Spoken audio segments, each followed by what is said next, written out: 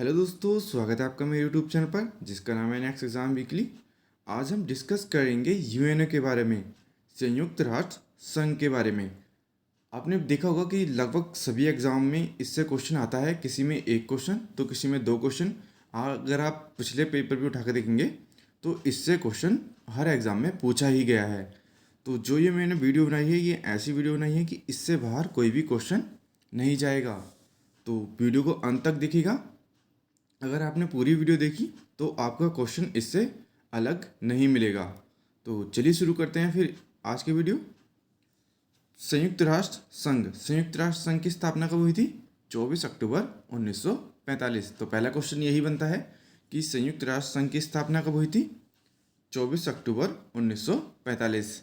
इसी के 24 अक्टूबर की इसकी स्थापना हुई थी, इसलिए संयुक्त राष्ट्र दिवस कब मनाया जाता है? 24 अक्टूबर को। ये भी याद रखिएगा, संयुक्त राष्ट्र दिवस कब मनाया जाता है?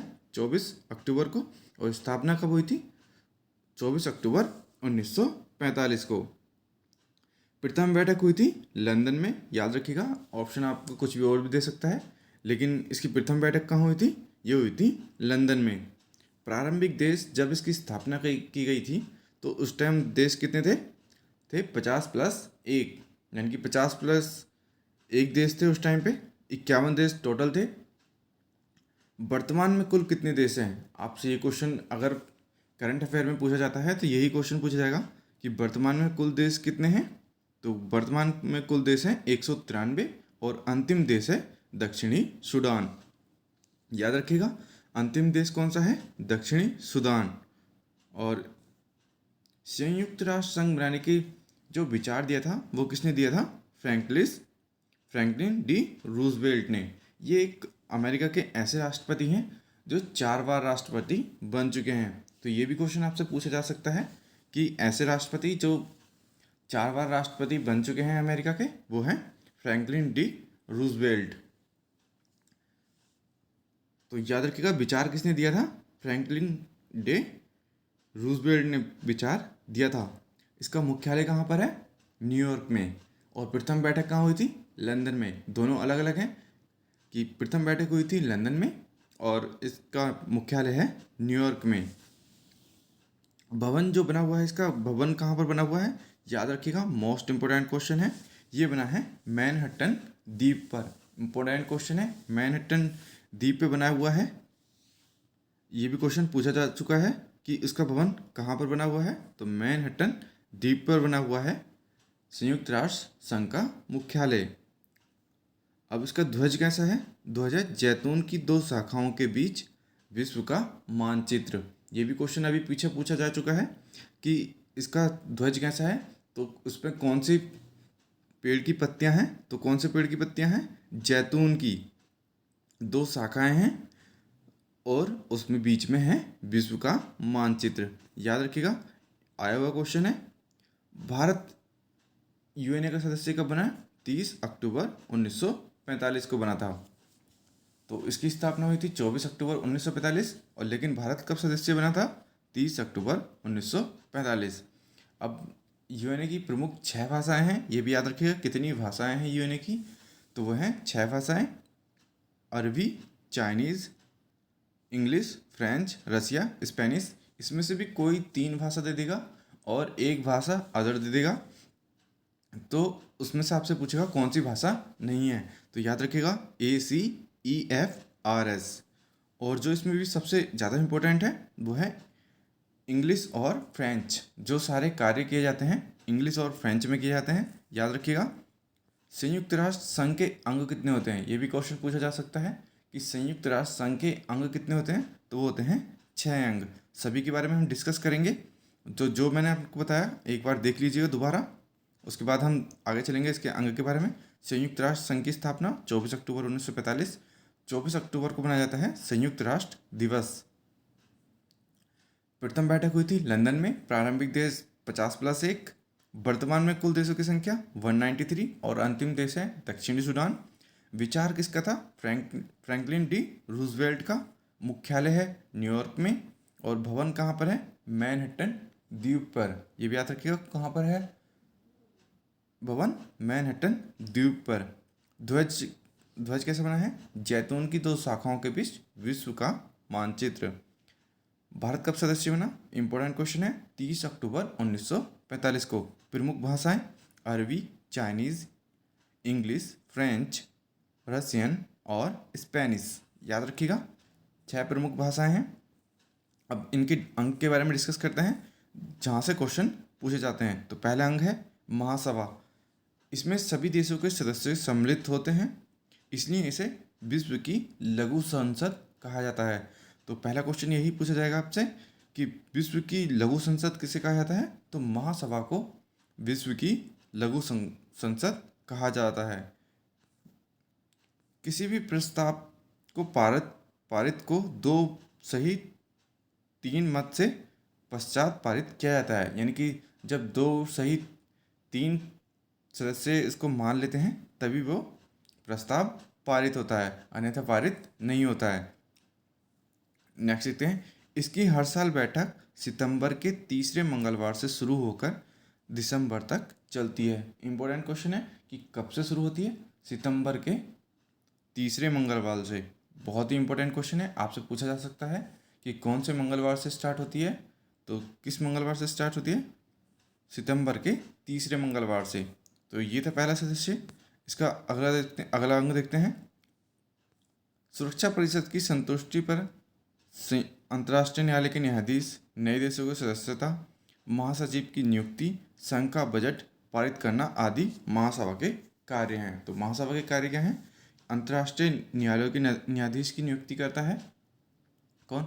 महासभा। नए देशों की सदस्यता देता है महासभा। महासचिव की नियुक्ति करता है महासभा और संघ का बजट पारित करता है। तो याद रखिएगा 4 बहुत इंपॉर्टेंट कार्य हैं कि अंतर्राष्ट्रीय न्यायालय के न्यायाधीश की नियुक्ति कौन करता है? महासभा करती है। नए देशों की सदस्यता कौन देता है? वो भी महासभा। और महासचिव की नियुक्ति कौन करती है? महासभा। और संघ का बजट कौन पारित करता है? ये भी महासभा। 4 इंपॉर्टेंट क्वेश्चन हैं, याद रखिएगा। नेक्स्ट देखते हैं अगला अंग। इसका दूसरा अंग है सुरक्षा परिषद। सुरक्षा परिषद को दुनिया की पुलिसमैन भी कहा जाता है। याद रखिएगा दुनिया की पुलिसमैन किसे कहा जाता है? सुरक्षा परिषद को। और विश्व की लघु संसद किसे कहा जाता है? महासभा को। दोनों ही मोस्ट इंपॉर्टेंट क्वेश्चन है, याद रखिएगा। इसमें टोटल जो संख्या होते हैं वो होती है 15 सदस्य होते हैं, जिसमें से होते हैं 5 सदस्य स्थायी और 10 सदस्य अस्थायी। जो अस्थायी सदस्य होते हैं 10, उनकी नियुक्ति की जाती है हर 2 वर्ष में, और 2 वर्ष में उनकी नियुक्ति की जाती है। यानी कि उनका कार्यकाल कितना होता है? 2 साल। और 5 जो स्थायी देश हैं उनका कोई कार्यकाल नहीं होता, वो लगातार ही बने रहते हैं। तो कौन कौन से स्थायी देश हैं? वो है अमेरिका, चीन, ब्रिटेन, रूस, फ्रांस। ये भी याद रखिएगा कि कौन से स्थायी देश हैं। इसमें से कोई से भी 3 क्वेश्चन उठा लेगा और एक कोई अलग देश दे देगा जिसमें से पूछेगा कि कौन सा स्थायी सदस्य नहीं है। तो इन 5 को याद रखिएगा, अमेरिका, चीन, ब्रिटेन, रूस और फ्रांस। याद रखिएगा, मोस्ट इंपॉर्टेंट क्वेश्चन है। विश्व की पुलिस।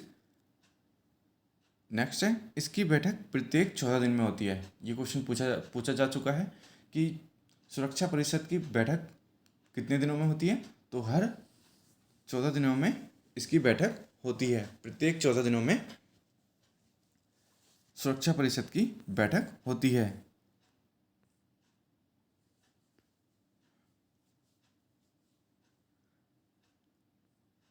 वीटो पावर होता है। इसमें वीटो पावर का प्रयोग किया जाता है जैसे कि 5 सदस्य हैं और 5 सदस्य में कोई भी हमारा प्रस्ताव है और एक सदस्य उसमें से मना कर देता है तो वो वीटो पावर कहलाती है। वो प्रस्ताव कभी पारित नहीं होता है। तो याद रखिएगा सर्वाधिक वीटो पावर का प्रयोग किसने किया है? रूस ने किया है। नेक्स्ट देखते हैं, तीसरा अंग है आर्थिक एवं सामाजिक परिषद। आर्थिक एवं सामाजिक परिषद में सबसे पहले क्वेश्चन क्या बनता है कि टोटल इसमें कितने सदस्य हैं? तो कितने सदस्य हैं? तो 54 सदस्य हैं इसमें। याद रखिएगा आर्थिक एवं सामाजिक परिषद में कुल कितने सदस्य हैं?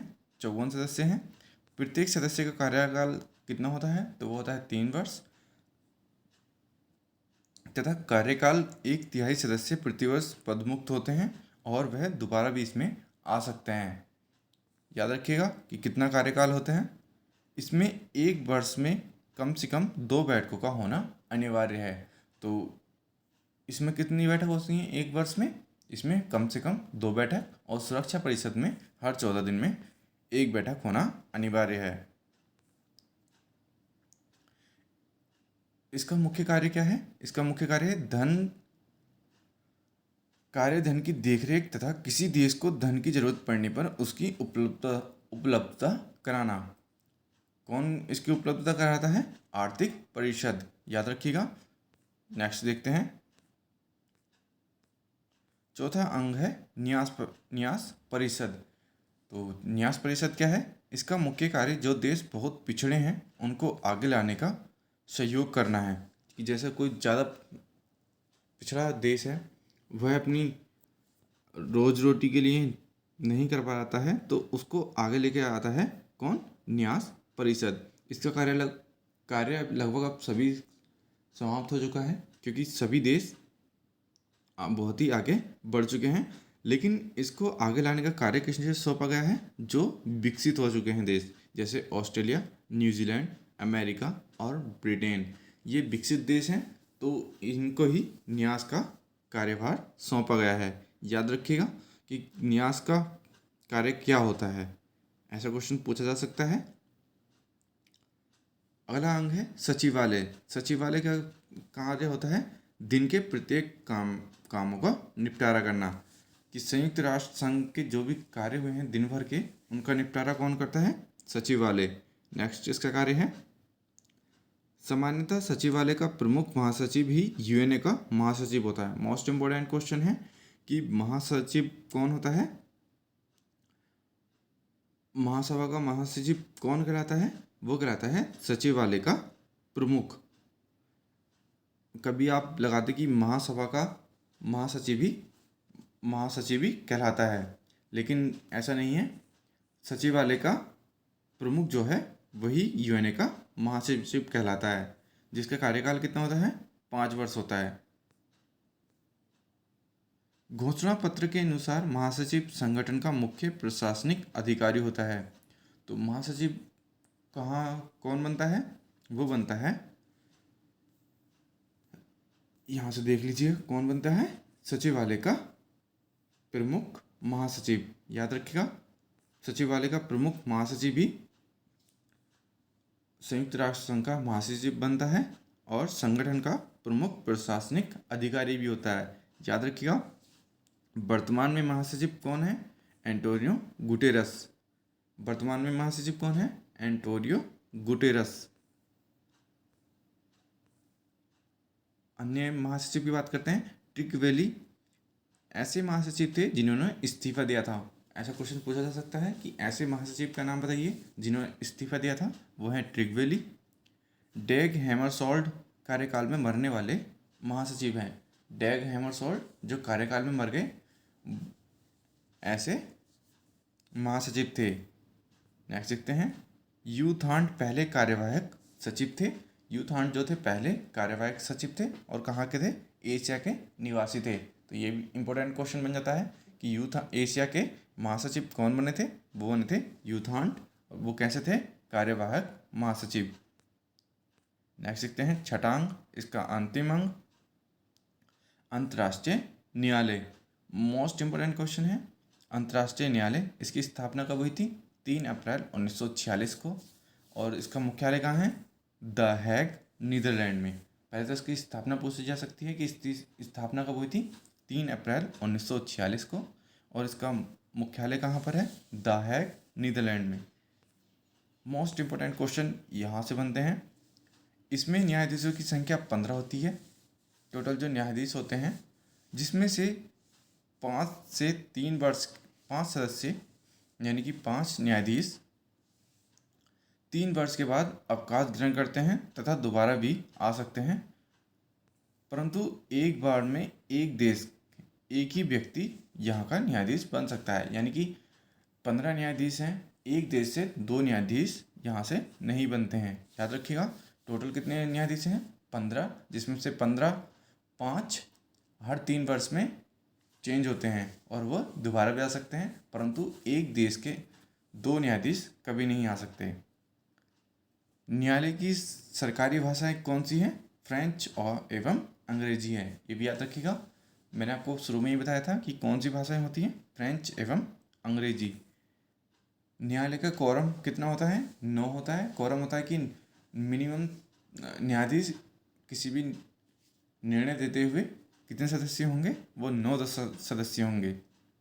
इससे कम सदस्य होंगे तो कोरम नहीं होगा और बैठक नहीं होगी।